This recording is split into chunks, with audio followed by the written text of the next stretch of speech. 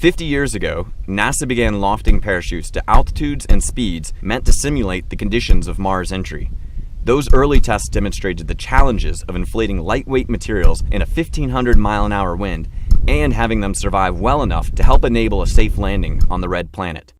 Today, as our missions become ever more daring, we need new parachutes capable of surviving those strenuous environments, and we need ways of testing them at loads higher than ever before. Engineers at NASA's Jet Propulsion Laboratory worked with NASA's Wallops Flight Facility to develop a new test technique. The Advanced Supersonic Parachute Inflation Research Experiments, or ASPIRE project, uses a two-stage Blackbrant 9 sounding rocket to carry its payload to the conditions needed to stress the parachute.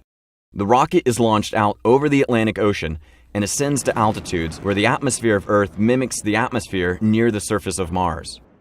The third and final ASPIRE test launched on September 7th. The parachute was deployed at nearly twice the speed of sound.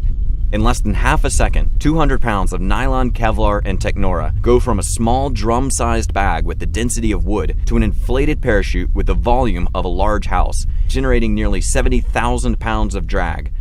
In slow-motion images, you can see the rapid emergence of the parachute as it begins generating the drag crucial for deceleration at Mars.